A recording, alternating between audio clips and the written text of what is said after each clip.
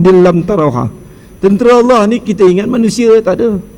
Ada tentera Allah di kalangan malaikat, ada tentera Allah dari kalangan serangga.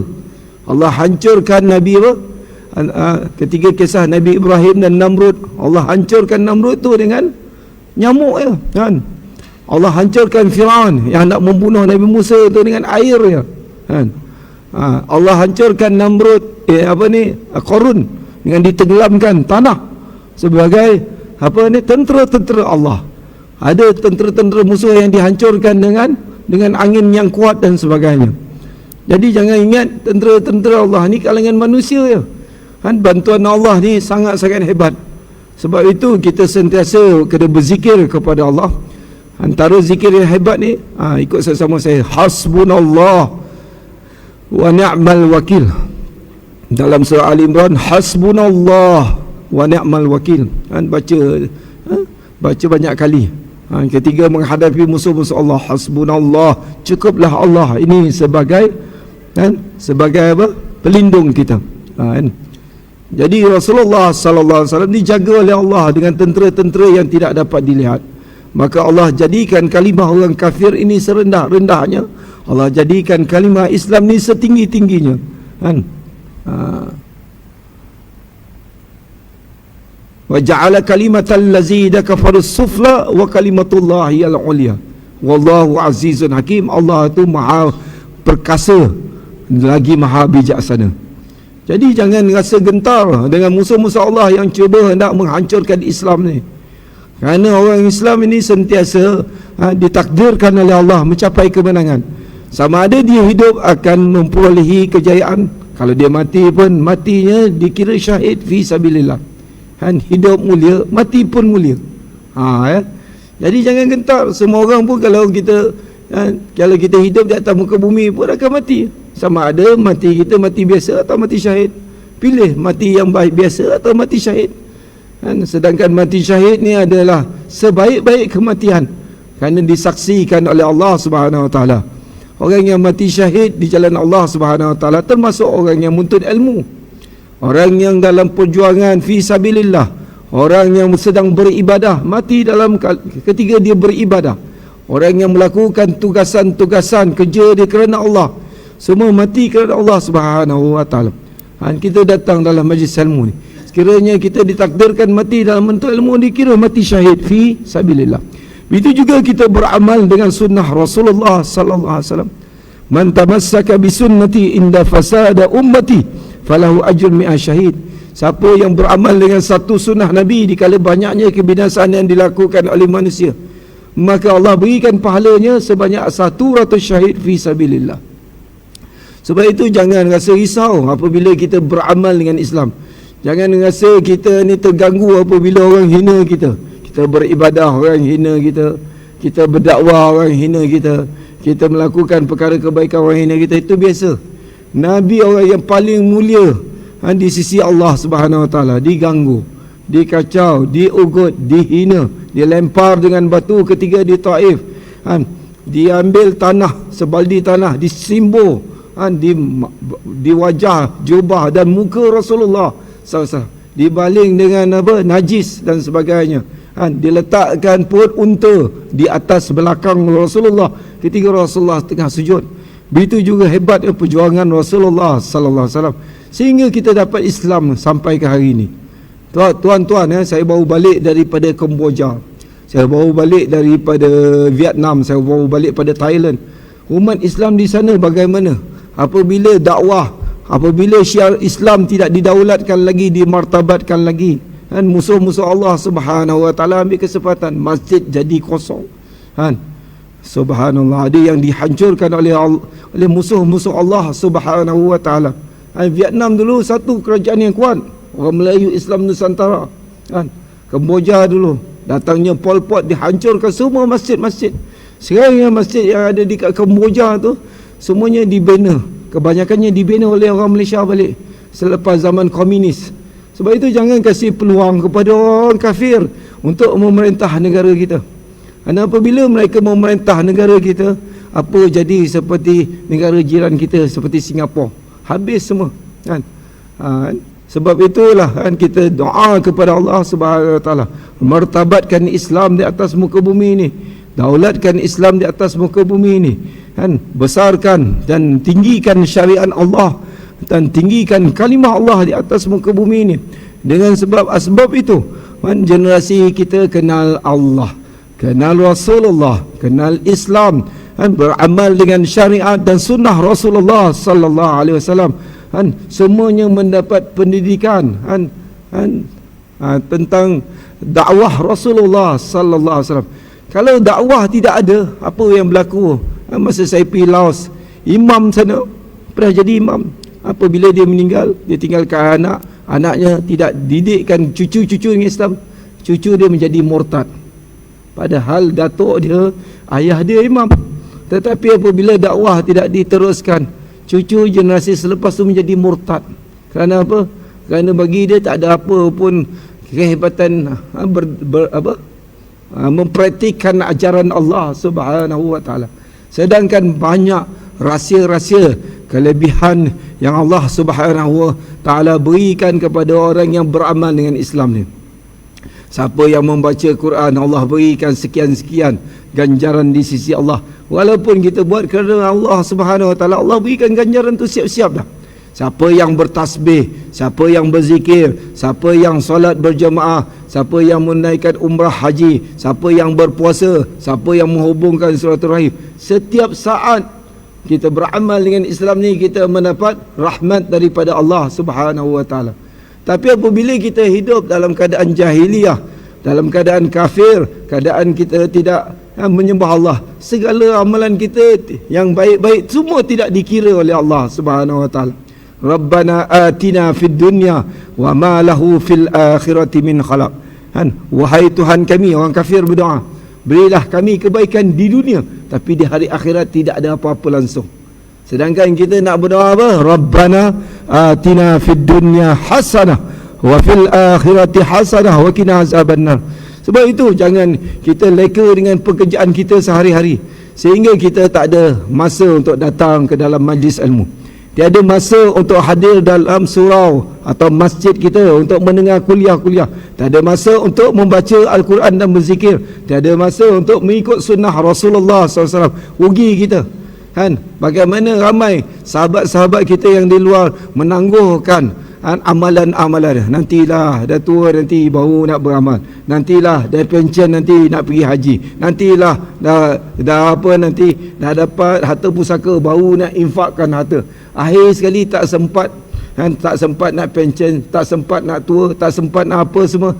Tak ada masa pun di hari kematiannya. Kerana kematian kita tak tahu.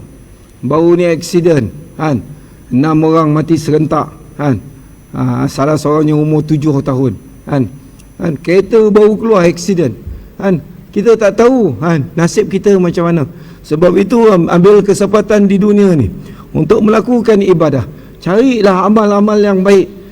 Saya pergi ketiga di Fatani baru ni, saya pergi Museum Al-Quran. Ramai ulama-ulama kita, ribuan ulama kita dulu berjuang di setiap negeri, di tempat kita, di setiap daerah di tempat kita. Semuanya berdakwah sampai ke Bangkok tu, sampai ke Ayutthaya, sampai ke Kemboja, sampai ke Vietnam dulu. Semuanya berdakwah untuk menyebarkan dakwah sehingga Islam ni dapat dimartabatkan di atas muka bumi ni. Abbas.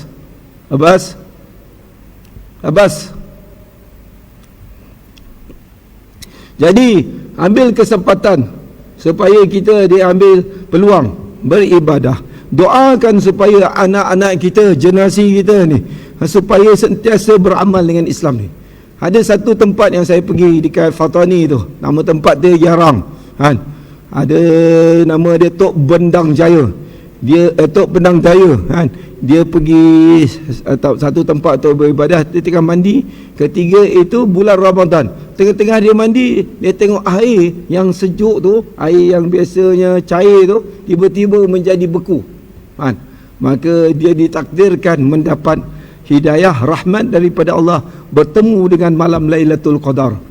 Ketiga itu dia niat supaya, dan dia berdoa supaya anak generasi dia menjadi semua ulama-ulama. orang-orang yang soleh, orang-orang yang faqih dan bertakwa.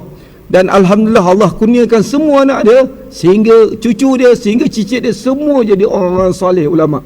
Ada tak kita berdoa dengan doa itu? Supaya kita, generasi kita, anak kita, cucu kita, cicit kita sampai akhir zaman ini orang yang sentiasa bertakwa.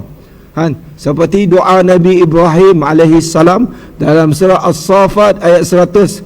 Baca sama-sama. Bismillahirrahmanirrahim. Rabbi habli minas salihin. Ikut. Rabbi habli minas salihin. Doa dia pendek ya. Rabbi habli minas salihin, ya Allah, kurniakanlah daripadaku anak-anak yang salih. Maka Allah SWT takdirkan daripada zuriat Nabi Ibrahim bersama dengan Sayyidatina Hajar lahirnya Nabi Ismail. Allah dengar Isma', Allah dengar permohonan. Isma' ni maksud dia dengar, Allah dengar doa itu. Maka Allah takdirkan lahirnya seorang Nabi bernama Nabi Ismail. Daripada keturunan itu lahirnya keturunan yang hebat, daripada Adnan sampai kepada Abdul Muttalib, Abdullah, sampai kepada Nabi Muhammad sallallahu alaihi wasallam, sampai kepada keturunan-keturunan yang baik, sampai melahirkan Nabi akhir zaman daripada doa itu. Berapa generasi? 30, 50 generasi. Sebab itu jangan kita rasa lepas aku ni biarlah anak-anak aku, lepas tu biar tak ada apa. Tak, kita nak semua generasi kita beriman, bertakwa dan sentiasa menyembah Allah. Kerana setiap apa yang kita lakukan di dunia ni, kita bagi kepada anak kita, generasi kita, keturunan kita ni. Apabila mereka melakukan kebaikan, pahalanya sampai hari akhirat. Anak kita, cucu kita, cicit kita, piut kita sampai akhir zaman tu beramal dengan apa yang pernah kita ajar pada Al-Quran, daripada sunnah, daripada syariat, daripada apa sahaja benda-benda yang baik, walaupun daripada perkara dunia atau akhirat, kita jadikan benda-benda itu sebagai amal kebaikan atau amal jariah, pahalanya berterusan sampai hari kiamat. Faham tak? Sebab itu jangan kita saja yang nak masuk syurga, kita nak seluruh keturunan kita ni masuk dalam rahmat Allah Subhanahu wa ta'ala. Kita nak semua keturunan kita memahami agama Allah Subhanahu wa ta'ala. Sebab musuh-musuh Allah Subhanahu wa ta'ala memang nak kita ni jadi orang-orang yang sekular, orang-orang yang meninggalkan agama dia, orang-orang yang tidak mempercayai Tuhan, orang yang tidak hanya namanya Islam tapi tidak pernah menunaikan ibadah. Apa jadi kat Turki apabila masuknya sekular, orang dia semua nama-nama Islam, nama-nama seperti Turki, tetapi semua tak beribadah, kecuali hanya sebilangan kecil. Apabila Kemal Atatürk masuk Turki, dia ubah semua azan dalam bahasa Turki, azan atau solat dalam bahasa Turki, Quran dibaca dalam bahasa Turki, tutup aurat dihalang. Tidak boleh pakai tarbus, tak boleh pakai serban apa semua, kena pakai tarbus. Lepas tu boleh berjoget laki perempuan bersama-sama. Kemudian dihilangkan semua sistem-sistem Islam, faraidnya dihilangkan dan sebagainya, dia buat satu sistem yang lain, iaitu sistem sekular Islam. Jadi orang yang nak beramal, nak mengucapkan syahadah, nak mengucapkan bacaan-bacaan tasbih, semuanya dihalang, mahat tahfiz ditutup dan sebagainya. Itu yang berlaku kepada negara yang pernah menjadi empayar Islam Osmaniyah. Apabila musuh Allah dapat masuk selinap di negara mereka. Subhanallah. Begitu juga negara kita dekat baru ni. Saya jumpa Ustaz Abdul Latif. Dia menceritakan sekarang ni puak-puak Zionis Yahudi ni dah banyak tinggal dekat negara jiran kita ni. Dia orang buat sekolah, dia orang buat madrasah, dia orang belajar kitab-kitab mereka. Mereka ni duduk dalam kumpulan-kumpulan yang ramai, mungkin dah beribu-ribu, duduk dekat sebelah negara kita. Kita yang tak tahu. Jadi kita ambil kesempatan semasa hidup di dunia ni, banyakkan beramal, banyakkan berbakti, banyak mengetahui agama kita sendiri. Ramai yang tak kenal Nabi kita, Ramai yang tak merindui Nabi kita. Ramai yang tak tahu jasa dan mukjizat Nabi-Nabi kita. Ramai yang tak tahu tentang keturunan Rasulullah sallallahu alaihi wasallam. Ramai yang tak tahu tentang sirah nabawiyah.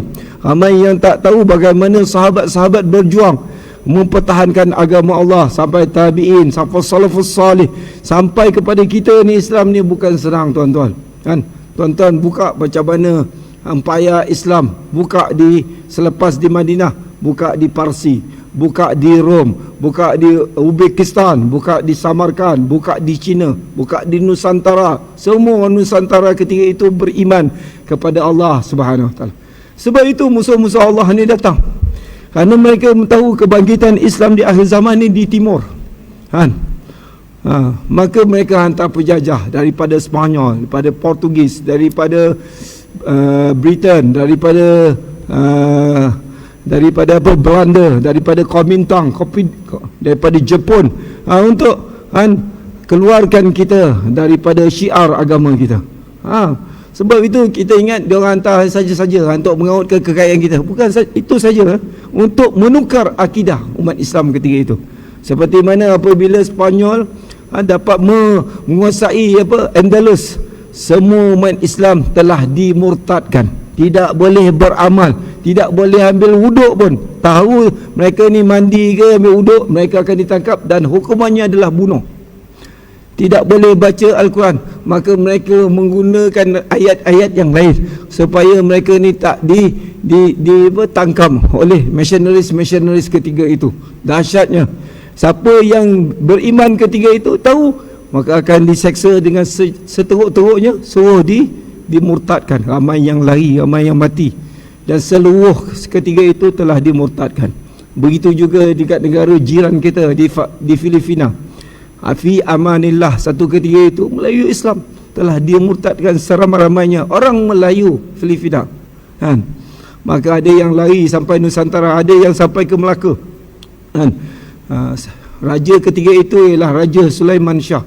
Baca sejarah kita, bagaimana sejarah Islam kita telah diracik-racikkan supaya umat Islam ni tidak kenal agama dia, tidak kenal bangsa dia, tidak kenal Quran dia, tidak kenal Nabi dia, tak kenal sahabat-sahabat Nabi, tak kenal ulama-ulama salih. Dia kenal diri dia, keluarga dia cukup, atau pekerjaan dia apa, hanya hidup di sini untuk mencari rezeki, lepas tu balik, tidak kenal apa-apa pun tentang agama Allah Subhanahu Wa Taala. Jadi dakwah ni teruskan, supaya dengan berkat kita walaupun sedikit Islam dapat dimartabatkan di seluruh arena Nusantara. Sebab itu Islam pernah menjadi agama yang hebat pada satu ketika dulu. Empayar Islam di negara kita ni pernah menyebarkan Islam di seluruh dunia kerana berkat doa Rasulullah sallallahu alaihi wasallam, doa jihad para sahabat, para syuhada,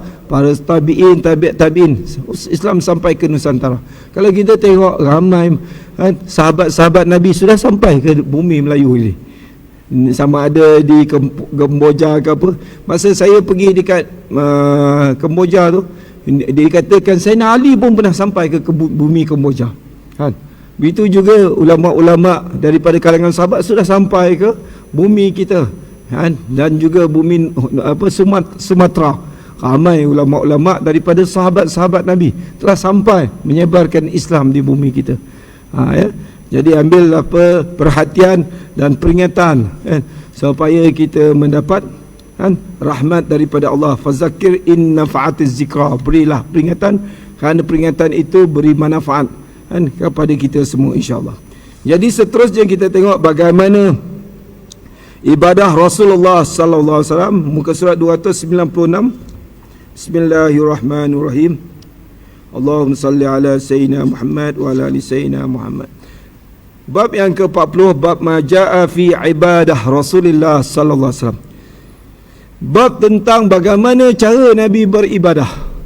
Hadis yang ke-251, Al-Mughirah bin Syu'bah berkata, Salla Rasulullah sallallahu alaihi wasallam hatta intafakhat qadamahu faqila lahu atatakallafu haza wa qad ghafara Allahu laka ma taqaddama min zambika wa ma ta'akhkhar qala afala akunu 'abdan syakura.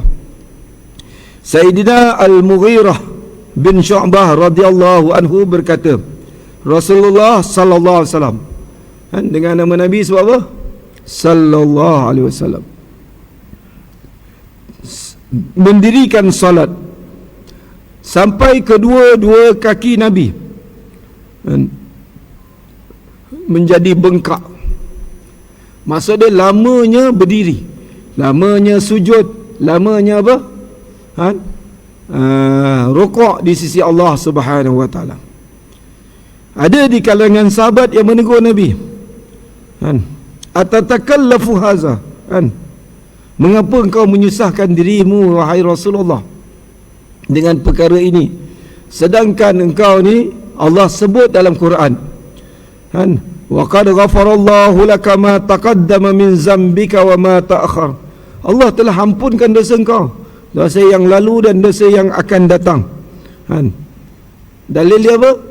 Inna fatahna laka fatham mubina liyaghfira laka ma taqaddama min zambik wa ma ta'akhkhara wa yutimma ni'matahu 'alaika wa yahdiyaka siratan mustaqima. Allah ampunkan dosa Nabi dah. Tapi Nabi beribadah untuk apa? Adakah Nabi beribadah nak pahala? Mana lebih hebat, pahala atau rahmat daripada Allah? Sebab itu saya jumpa ada seorang syekh semasa saya pergi ziarah di Masjid Wadi Husin di Naratiwat. Masjid tu berusia 400 tahun. Ada seorang tok syekh lah, imam kat situ. Dia buta mata. Umur dia berapa tahun dia buta. Masa dia buta mata tu, dia dulu tak rajin ibadah, tak rajin salat, tak rajin baca Quran. Bila Allah butakan mata dia, Allah terangkan hati dia. Dia boleh hafal seluruh Al-Quran. Dia boleh baca semua hadis. Dia punya doa sangat-sangat hebat dia. Dia cakap, bila Allah nak beri kita rahmat, tidak ada bandingannya dengan yang lain. Faham tak? Sebab itu orang yang baca selawat Nabi ni, Allahumma salli ala Sayyidina Muhammad wa ala ali Sayyidina Muhammad, Allah terus beri dia 10 rahmat. Rahmat tu lagi hebat daripada seluruh pahala yang kita capai daripada sejak kita lahir sampai sekarang ni. Tak ada boleh challenge dengan satu rahmat Allah. Sebab itu tuan-tuan ya, puan-puan semua yang hadir, adik-adik semua, jangan kurang daripada 1,000 selawat setiap hari. Kalau tak mampu juga 100. Sebab apa? Bila kita berzikir, kita berselawat kepada Nabi, 10 rahmat datang. Itu pasti. Faham tak? Sebab ibadah selain daripada solat, selain daripada selawat, semua ada keberangkalian. Allah terima atau tidak terima. Tetapi kalau selawat kepada Nabi, Allah pasti terima. 10 rahmat daripada Allah, 10 maghfirah daripada Allah, dan 10 ditinggikan darjat di sisi Allah Subhanahu wa taala. Jadi ketika Sayyidina Mughirah melihat Rasulullah dalam keadaan bengkak kakinya kerana beribadah sangat panjang, maka ketika itu ada sahabat tegur, wahai Rasulullah, kenapa kau buat demikian? Adakah benda ni menjadi kewajipan atau benda ni menjadi taklif pada kamu, menyusahkan kamu? Kata Rasulullah, afala akunu 'abdan syakura. Pegang ayat ni, kan? Afala, adakah aku tak nak jadi hamba-hamba Allah yang bersyukur? Ya? Jadi kita beribadah ni kerana apa? Kerana Allah, dan nak menjadi hamba Allah yang bersyukur. Kita ni diwajibkan beribadah ke tak? Allah cipta kita untuk apa? Dalilnya dalam surah Az-Zariyat, wa ma khalaqtul jinna wal insa illa liya'budun. Dan tiadalah diciptakan jin dan manusia melainkan beribadah. Ada tak kita diciptakan untuk bermain? Bermain-mainlah, tapi bukan menjadi kewajipan kita. Yang menjadi kewajipan setiap insan di atas muka bumi ni, sama ada dia orang atau manusia atau jin, hendaklah beribadah kepada Allah. Bagaimana nak cari semua amalan kita jadi ibadah? Niat kan? Kalau kita minum, niatkan kerana Allah. Faham? Kerana ikut sunnah Nabi. Setiap kali kita minum, kita ikut sunnah Nabi, baca bismillah, baca selawat, baca doa, kita telah menggembirakan Rasulullah. Kan? Setiap perkara tuan-tuan buatlah kerana Allah dan untuk menggembirakan Rasulullah dengan mengikut sunnah dia. Jangan nak menggembirakan kita. Kenapa pakai minyak wangi? Supaya orang puji saya. Kan? Kenapa pakai baju cantik-cantik? Kerana supaya orang tengok aku pakai branded. Kan? Kenapa pakai motor besar-besar? Supaya orang kata aku ni hebat. Kan? Bukan untuk pujian, tetapi untuk membesarkan agama Allah. Pakai motor besar, kereta besar pun niat kerana nak apa? Tak ibadah. Motor besar tapi pergi surau. Okey tak? Kereta cantik pergi masjid. Itu ibadah. Faham tak? Tak ada masalah pun. Pakai baju cantik, jubah cantik untuk apa? Supaya kita dapat bertemu ke hadrat Allah. Kita memakai pakaian yang paling indah untuk bertemu ke hadrat Allah. Ini pakai nak ibadah pada Allah pakai singlet je. Kan? Berlubang-lubang tu kan. Pakai kain yang paling lusuh ni. Kan? Tapi bila kita bertemu dengan orang-orang besar, itu paling cantik sekali. Bila bertemu dengan Allah, itu yang paling khudah sekali. Kan? Sedangkan Allah maha tinggi. Kan? Maha besar, maha hebat. Kita pakai yang biasa-biasa. Sebab itu innallaha jamil yuhibbul jamal. Allah sangat indah. Maka Allah suka dengan keindahan. Faham tak? Pakai minyak wangi untuk mencari redha Allah dan untuk menyukakan Rasulullah. Kerana Rasulullah suka dengan haruman-haruman. Antara haruman yang Rasulullah suka apa? Kasturi atau mis atau amber atau apa? Atau oats atau gaharu. Itu wangian-wangian yang Nabi suka. Jadi apa yang Nabi suka, kita suka. Itu menggembirakan Rasulullah. Fattabi'uni yuhibbukumullah. Faham tak? Jadi jadilah hamba Allah yang bersyukur. Bila kita bersyukur pada Allah, apa Allah firman? La in syakartum la azidannakum wa la in kafartum inna azabi lasyadid. Sekiranya kamu bersyukur, Allah akan tambah. Sekiranya kamu tidak bersyukur dan ingkar, maka Allah akan memberikan seksa kamu dengan seksaan yang dahsyat. Jadi dah masuk waktu ke belum? Dah. Sebenarnya. Jadi hadis ini menegaskan kepada kita, jadilah hamba Allah yang bersyukur. Kerana Rasulullah beribadah bukan untuk apa-apa pun kecuali untuk mencari redha Allah dan bersyukur kepada Allah, sehingga bengkak-bengkak jari. Sedangkan Rasulullah dah masuk syurga, tuan-tuan. Kita belum pernah masuk syurga lagi. Semayang main-main. Ada kala nak semayang, tak nak semayang suka hati kita je. Boleh tak kita ini nak semayang, besok tak nak semayang, boleh ke? Kita tidak ada excuse. Tidak ada boleh buat sebarang alasan. Ini nak bangun semayang subuh, besok tak payahlah. Boleh ke? Bilal bin Rabah kena impit dengan batu, tengah panas, bajunya dibuka. Maka perkataannya ialah ahadun ahad. Mak kita suruh pergi surau. Hari Ahad, mak kita tanya, bang, pergilah surau semayang subuh Ahad. Dia kata, faham tak? Hari Ahad cuti, dia kata, tak payah pergi surau. Mana ada cuti semayang? Nabi dalam keadaan sakaratul maut, dekat-dekat hampir Rasulullah tak wafat, hari Isnin 12 Rabiul Awal tahun 11 Hijrah, Rasulullah dipapah untuk menuju ke surau Masjid Nabawi. Ketiga itu solat subuh. Rasulullah suruh Sayyidina Abu Bakar jadi imam. Maka ketika Sayyidina Abu Bakar perasan Rasulullah hadir di situ, Sayyidina Abu Bakar beralih ke belakang dan Nabi ke depan. Kemudian pada waktu duha, Rasulullah wafat dalam keadaan sakit, nazak, sakaratul maut. Rasulullah tetap menunaikan salat. InsyaAllah kita akan sambung selepas azan, insyaAllah. Wallahu a'lam bishawab.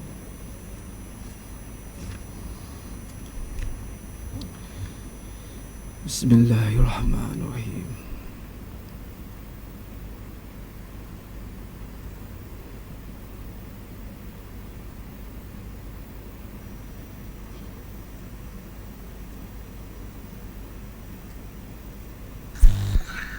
Auzubillahi minasyaitonir rajim. Bismillahirrahmanirrahim. Subhanallah walhamdulillah wa la ilaha illallah wa la haula wa la quwwata illa billah. Allahumma shalli ala sayyidina Muhammad wa ala alihi wa Allah ya karim. Allahu akbar, Allahu akbar, Allahu akbar, Allahu akbar, Allahu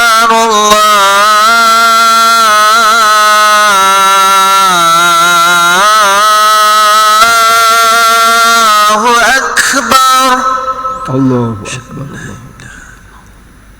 wa asyhadu anna Muhammadan rasulullah.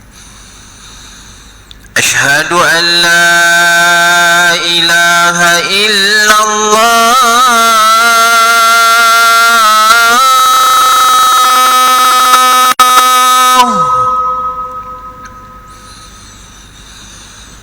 Asyhadu an la ilaha illallah.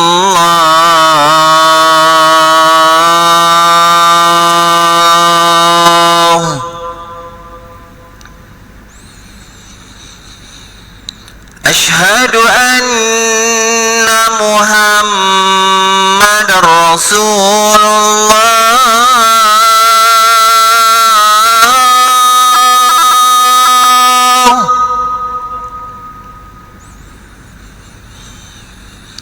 Asyhadu anna Muhammadar Rasulullah.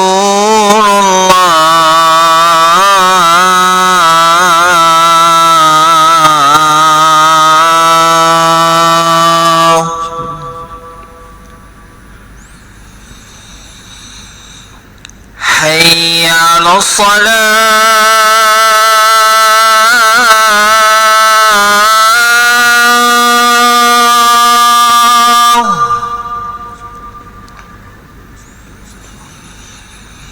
Hayya 'alas salah.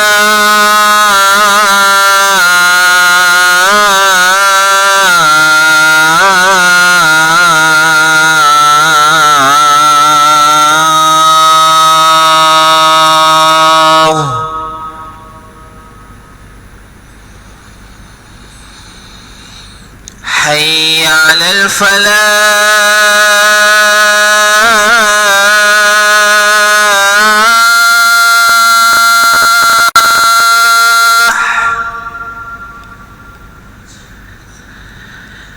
Hayya 'alal falah.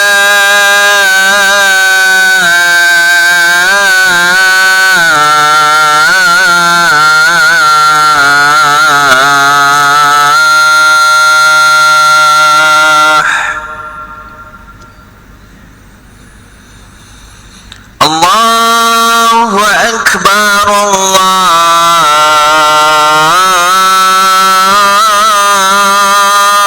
akbar. Allahu akbar. La ilaha illallah. La ilaha illallah.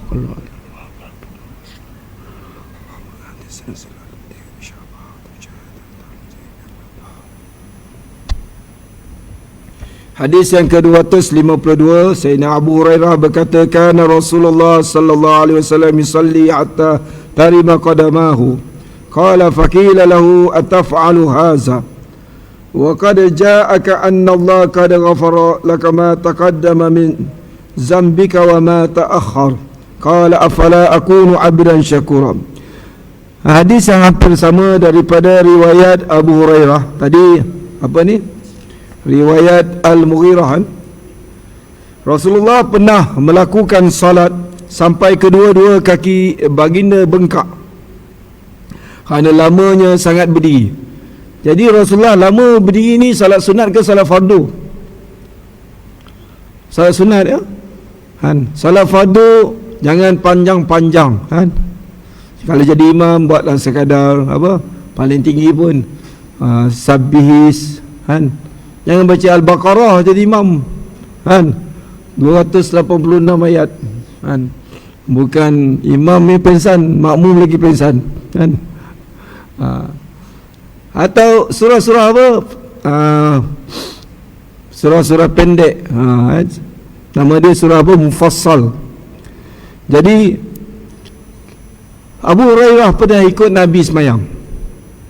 Nabi akan takbir, Sayyidina Abu Hurairah ikut semayang sunat tu. Rasulullah sampai Fatihah baca Al-Baqarah. Ini semayang sunat lah kan. Lepas tu dia ingat Nabi mungkin nak berhenti sampai akhir surah Baqarah tu. Kemudian Nabi sambung dengan apa? Ali Imran. Kemudian dia ingat Nabi berhenti, sambung dengan An-Nisa. Kemudian dia ingat Nabi berhenti, sambung dengan Al-Ma'idah. 4 surah panjang tu dalam satu rakaat. Sebab itu Nabi bengkak kaki ketika sembahyang. Kita bengkak kaki sebab lain, kan? Orang sepak gawat ke, kan? Jadi Nabi ditanya oleh Abu Hurairah, kan, ataf'alu haza, kan? Ada yang bertanya kepada baginda ketika itu, mengapa kamu dalam keadaan demikian ya Rasulullah? Sebab kamu ni telah dijanjikan keampunan daripada Allah atas dosa yang sebelum dan dosa yang akan datang. Maka Rasulullah menjawab, afala akunu abdan syakura.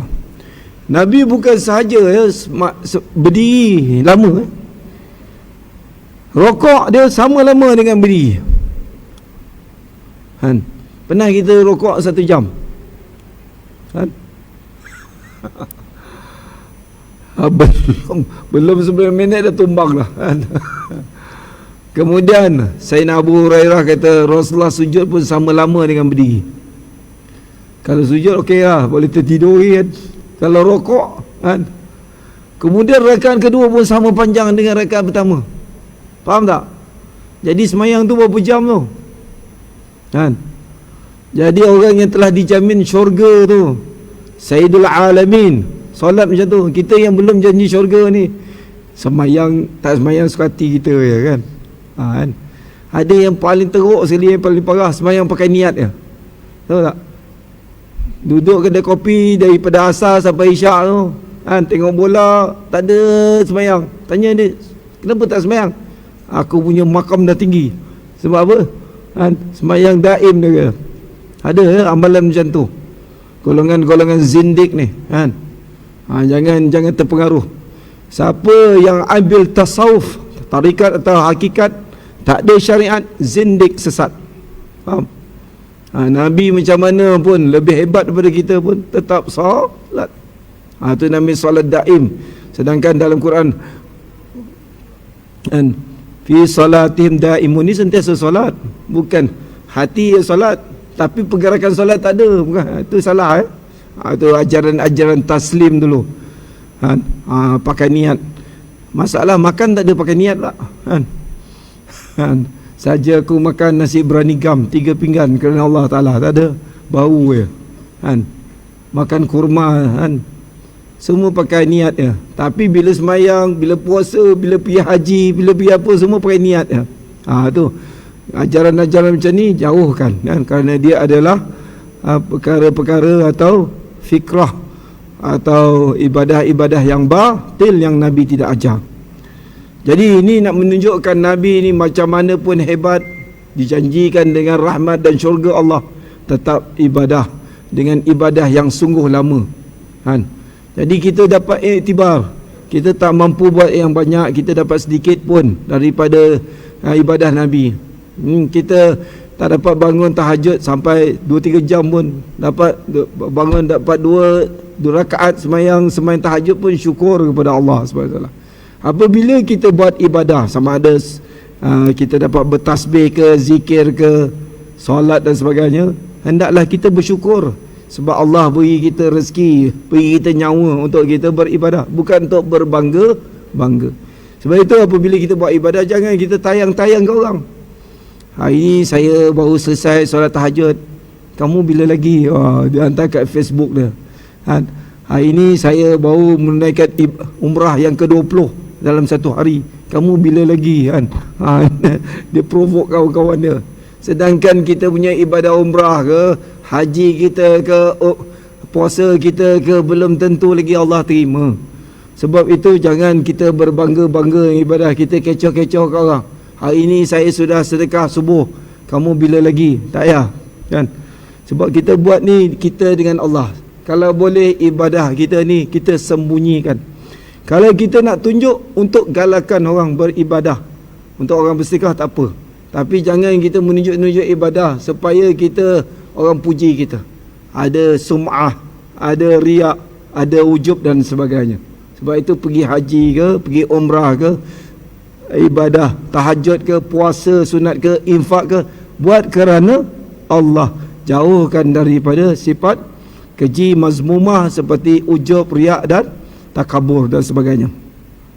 Hadis yang ke-253. Kedua-dua hadis tadi, yang pertama hadis sahih, yang kedua hadis hasan.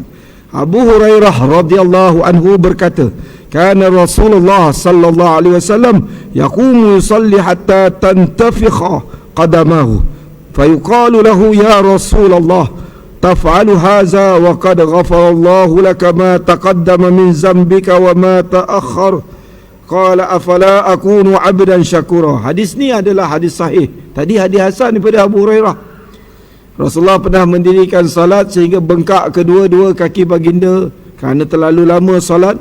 Maka ada yang bertanya Rasulullah, wahai Rasulullah, mengapakah engkau melakukan hal demikian sedangkan kamu telah diampunkan dosa sebelum dan selepasnya?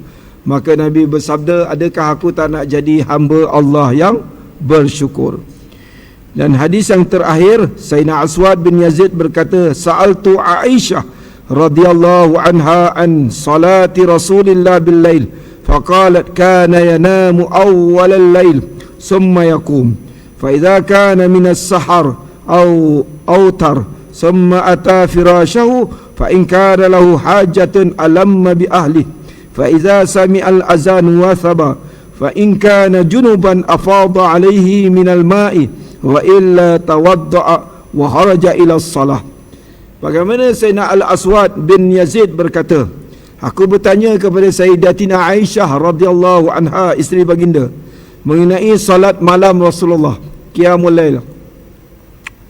Aisyah berkata Rasulullah sallallahu alaihi wasallam tidur pada awal malam. Kalau lepas isyak kita tak ada apa-apa, tidur awal kan.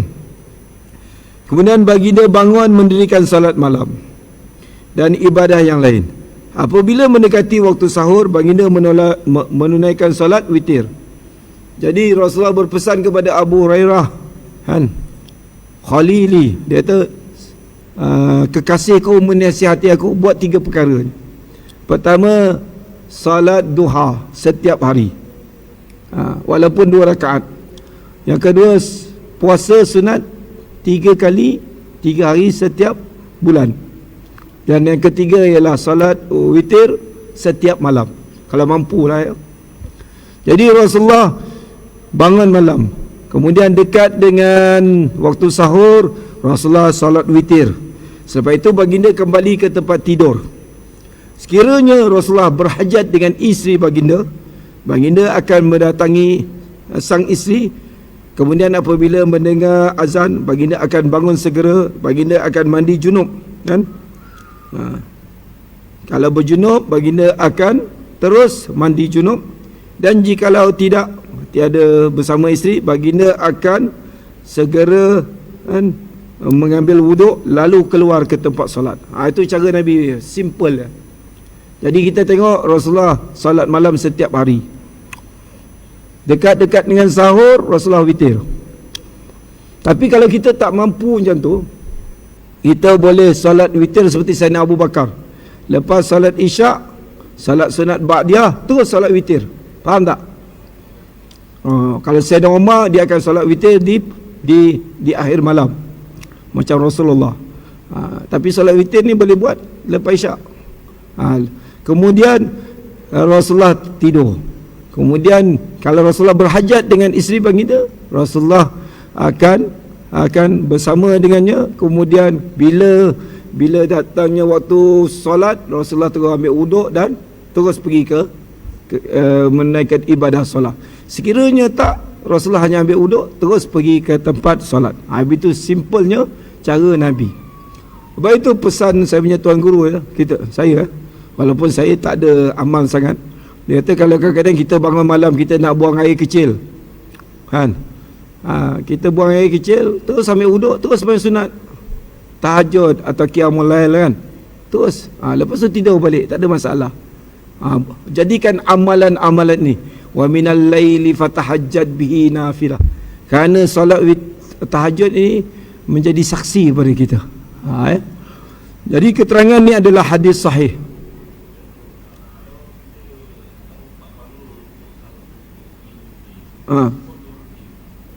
Kalau kita dah buat witir di awal malam tu, tak perlu witir lah. Boleh lah. Tak ada. Buatlah sembahyang lain. Macam Rasulullah kalau tak semayang waktu duha, waktu malam kerana terlalu penat, Rasulullah akan menunaikan di waktu siang. Salat. Sebab witir ni hanya di waktu malam, tak boleh buat siang pula, kan? Jadi rugi lah kita tak buat witir sebenarnya. Kebanyakannya kita hanya buat witir ketika mana? Ketika lepas solat tarawih. Selepas habis tarawih tak buat witir lah. Sedangkan witir ni antara solat yang sangat-sangat hebat lah. Sangat-sangat hebat kalau kita tahu lah. Sebab itu Nabi tak pernah tinggalkan solat witir. Jadi kalau kita tak mampu buat sebulan sekali, kita buat, kalau kita tak mampu buat setiap hari, kita buat seminggu sekali. Kalau tak mampu sebulan sekali, kan? Jangan tinggalkan witir. Azam, saya pun sama juga azam, bukan saya buat tiap-tiap hari pun atau tiap-tiap malam. Satu rakaat makruh, kan? Jadi buat 2-1, kan? Kalau tak sempat sangat buatlah baru buat 1, tapi makruh buat 2-1 atau 2-2-1 jadi 5 atau 2-2-2-1 7. Witir ni mesti dalam keadaan ganjil. Atau kita boleh gabungkan terus jadi 3. Salih sunnatul witri salasa rakaatillah ta'ala, terus senang macam tu. Afdal kita pisahkan 2-1. Tetapi kalau kita nak cepat, terus buat 3. Faham tak? Allahu Akbar. Jadi setiap daripada kita ni cuba azam untuk memperbaiki amal kita kerana mencari sunnah Nabi sallallahu alaihi wasallam. Jadi saya nak baca sikit tentang keistimewaan umat Nabi Muhammad. Bagaimana umat Nabi Muhammad ni kalau dia buat sesuatu, Allah ampunkan dosa dia. Antara dia, yang saya nak baca beberapa hadis kat sini.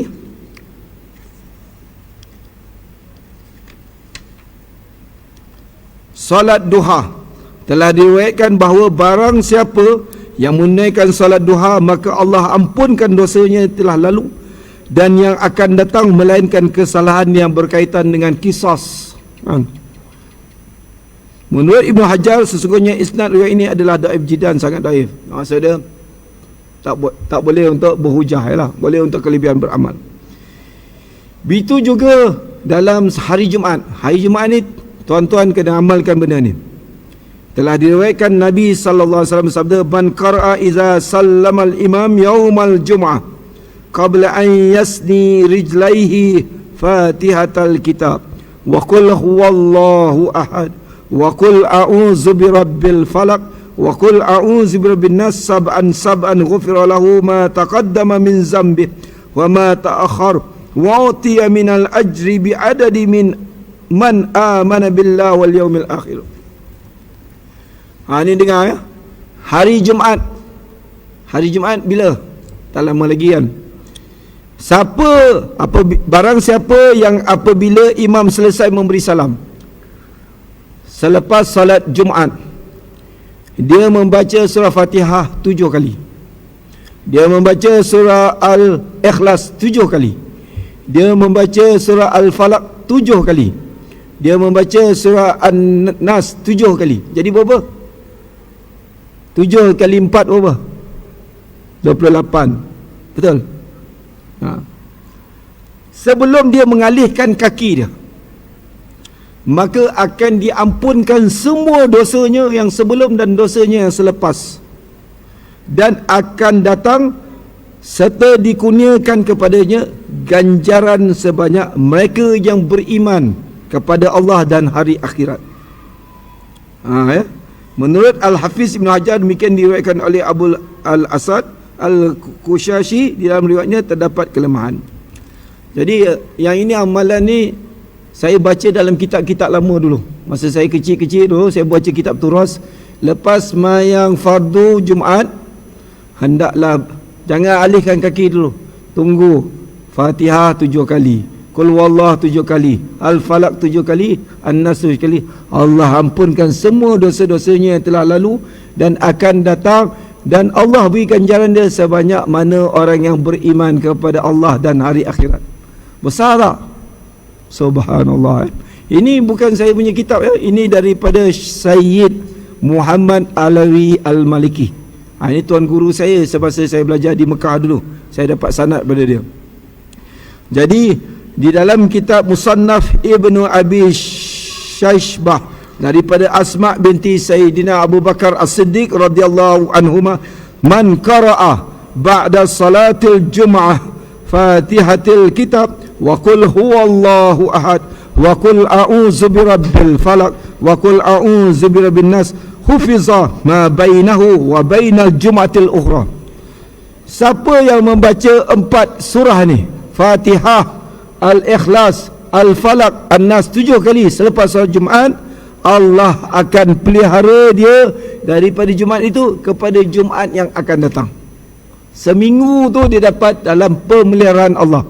Ini hadis yang diriwayatkan oleh Sayyidatina Asma binti Abu Bakar, dan disebut oleh Abu Ubaid sepertinya juga tanpa menyebut Fatihah. Beliau berkata maka akan dipelihara dan dicukupkan dari majlisnya ketika itu sehingga majlis yang sepertinya. Jadi siapa yang amalkan sunnah Nabi ni, antaranya selepas salat Jumaat, Allah ampunkan dosa dia, Allah pelihara dia, dan Allah berikan jalan dia sebanyak mana orang yang beriman kepada Allah dan hari akhirat. Wallahu alam. Jadi kita boleh beramal walaupun hadis-hadis ini termasuk hadis dhaif sekalipun, boleh beramal kan, tetapi tidak boleh menjadi hujah kan. Jadi amalkan sunnah Nabi satu persatu. Mudah-mudahan kita mendapat rahmat, taufik, hidayah serta daripada Allah serta syafaat baginda Rasulullah, dan Allah kumpulkan kita bersama ibu bapa kita, anak zuriat kita, pasangan kita yang hadir di sini semuanya bersama Rasulullah dalam syurga Jannatul Firdausun Naim. Okay, sama-sama baca doa ni. Ini ijazah daripada tuan guru kami iaitu Syekh Zainul Asri kan. Dia bagi saya ijazah pada gurunya sendiri. Tuan-tuan boleh amalkan lepas main baca 3 kali. Sama-sama baca Bismillahirrahmanirrahim. Allahumma ja'alna min ahli syafa'ah Sayyidina Muhammad sallallahu alaihi wasallam. Allahumma ja'alna min ahli syafa'ah Sayyidina Muhammad sallallahu alaihi wasallam. Allahumma ja'alna min ahli syafa'ah Sayyidina Muhammad sallallahu alaihi wasallam. Ya Allah, jadikanlah kami golongan yang mendapat syafaat Nabi Muhammad sallallahu alaihi wasallam. Wa sallallahu ala sayyidina Muhammad wa ala alihi washabihi wasallam. Walhamdulillahirabbil alamin. Taqabbalallahu minna wa minkum. Wabillahi taufiq wal hidayah. Wassalamualaikum warahmatullahi wabarakatuh. Taqabbalallahu.